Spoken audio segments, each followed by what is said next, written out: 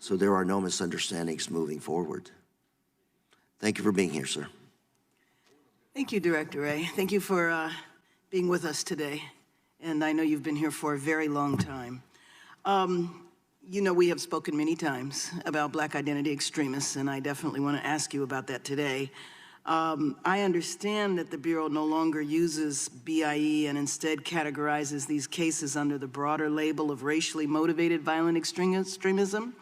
But one, I wanted to know if you guys have really repudiated the whole BIE category, because I know when we've talked about it in the past, it really didn't seem to be that there was much evidence that there were Black identity extremists. And the title was a little longer than that. Something about Black identity extremists that threaten police or attack police. So tell me what's different. So I found our conversations before to be, very constructive and very valuable. And we also engaged not just with you and your colleagues, but also with Noble, with whom we have a great relationship and are working more closely than ever. Good.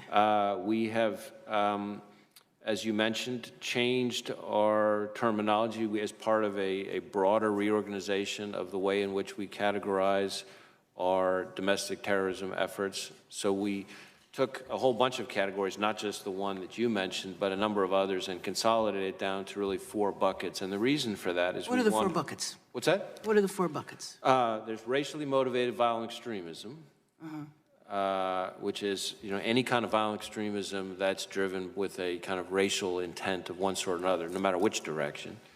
There is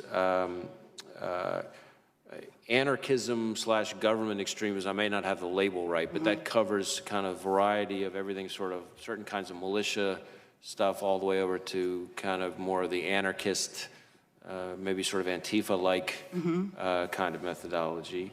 There is abortion violent extremism, people on either side of that issue who commit violence on behalf of different views on that topic. People on either side of that issue don't commit violence.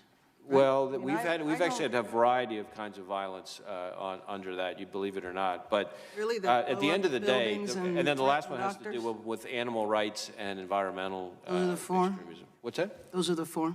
Those are the 4. And the point is, we wanted to underscore what I told you earlier, but we wanted to make it even more clear that at the end of the day, for us, it's not about the ideology, it's about the violence. That's where we weigh in. It's not that the ideology isn't important for us as Americans, but we only investigate violence and the crimes that go with the violence. But so under the racially motivated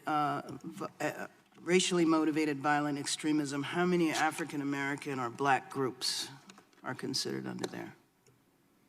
Well, again, I want to be clear. We don't investigate groups per se. We have properly predicated investigations into individuals, and in some cases they may have co-conspirators, but in each of those instances, it's where we have 3 things: credible evidence of a federal crime, credible evidence, number 2, of violence or threat or use of violence, and then number 3, on behalf of some ideology. So if we have those things, only if we have those things will we open an investigation. So are white supremacist groups under racially motivated violent extremism?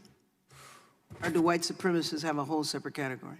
Well, again, I want to stay away from the use of the word groups. We certainly investigate white supremacist motivated violent extremism in the same category that we're talking about. So, for example, we just last month arrested 8 members, I think, of a group known as the Base. And there were arrests that were made not just in my home state of Georgia, but also in Maryland. Getting ready to go to Virginia, correct? That was that was the group that was on their way to Virginia? I think that's right. I can't remember that detail specifically. So there are organizations, and I understand that, when you say you just investigate individuals, I mean, you just gave an example of a group. So I know that there are a lot of white supremacist groups. And so my question to you is about Black groups. And so I don't know, maybe they're Black individuals, but under the category of Black identity extremism, formally, there were organizations such as the one in Texas and the individual in Texas that was arrested. He was incarcerated for a while, and then after being incarcerated and going on trial, he was released. He had activity on a website, and he also had literature when he was arrested. Are you familiar with the case that I'm talking about? We've talked about it before. I think so, yeah. So my question is, are there African Americans or Black groups or individuals that are currently a part of the racially motivated violent extremism category? Well, again, I don't know that I would speak in terms of investigating groups. We investigate individuals, and in some instances, individuals with co-conspirators. And I would say certainly there are individuals who we categorize and track under the racially motivated violent extremism part of our program management, who are African Americans targeting others. So, for example, you probably saw some of the reporting about the killing of the individuals in Jersey City, including the killing of the people in the kosher supermarket. I did. Those individuals were associated themselves with something called the Black Hebrew Israelite. Oh, I'm very familiar with them. So let's use that would be in that category. So let's use that as an example, because I'm very familiar with that group. That group is in several what'd you say? Yeah, well, excuse me, but I'm taking the prerogative of the chair. Using that group as an example, is that a group, because they are open, you know, I mean, you see them on street corners in different groups. They're not a secret group at all. Is that group part of the racially motivated extremism? The group. I understand the act that took place. I understand the individuals, and it's not clear their level of association. What I would say to you on that is that we have some investigations into individuals who associate themselves with that movement. Beyond those two people? Yes. Okay. And Director Ray, documents published in